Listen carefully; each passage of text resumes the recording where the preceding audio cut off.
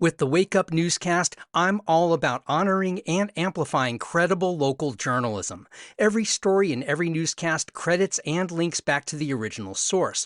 Want to go deeper into any story? Just scroll down into the show notes to find the hyperlinked headlines. Okay, on with today's news.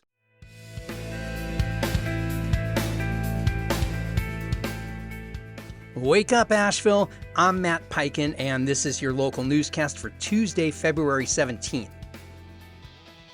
Western North Carolina leaders met in Laurel Park with members of the American Flood Coalition to push for more federal aid to recover from Helene. So far, Congress has approved only about 12% of needed funding, far less than for past disasters. Buncombe County Commissioner Drew Ball called the aid process broken, citing repeated requests for the same information that delay relief. The storm caused nearly $60 billion in damages and over 100 deaths. Governor Stein has requested an additional $13.5 billion, but Congress has yet to act. Without more funding, officials warn recovery will stall. Read more about this in the Citizen Times.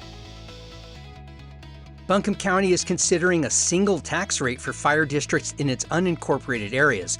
Right now, multiple independent fire districts set their own tax rates, which the county reviews each year. The new plan aims to create a more consistent and fair way to fund fire protection without changing which department responds to emergencies. Officials say the change would help the county meet national staffing and response standards as the population grows. A public meeting will be held February 26th with Spanish interpretation and live streaming available. Read more about this at 828 News Now.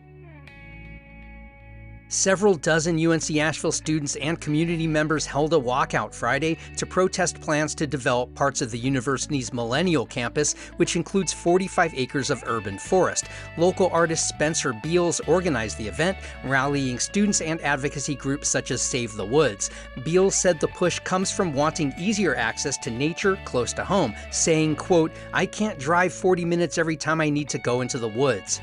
Public concerns about a proposed 5,000-seat soccer stadium have prompted the university to pause development as officials form a commission to guide future projects. Read more about this at Blue Ridge Public Radio. The Cotton Mill Studios in the River Arts District have reopened more than a year after Helene caused severe flooding. The historic building at 122 Riverside Drive, a former cotton mill built in 1887, was submerged under more than 22 feet of water. The first-floor studios, infrastructure, and equipment suffered extensive damage. Artist Kelly Smith said, quote, "It feels great to welcome visitors back and share our work again."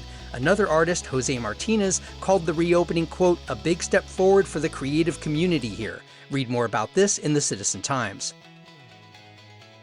And bluegrass guitar virtuoso Billy Strings received the key to the city Saturday from Asheville Mayor Esther Manheimer. The presentation on stage came on the final night of Strings' sold-out run of 4 shows at Harrah's Cherokee Center. Strings has performed in Asheville more than 24 times, beginning with his free 2017 appearance at Downtown After 5. During the presentation, Manheimer credited Strings with a $2.5 million boost to Asheville businesses every time his band passes through town.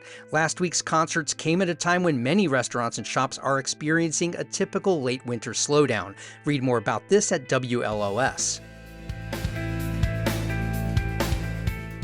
Our free newsletter is a quick local news digest, essentially this newscast in written form. Subscribe at wakeupavl.transistor.fm. You can also find us on Facebook and Instagram at wakeupavl. And please share this podcast with your Asheville friends. I'm Matt Peiken. Thanks so much for starting your weekdays with Wake Up Asheville.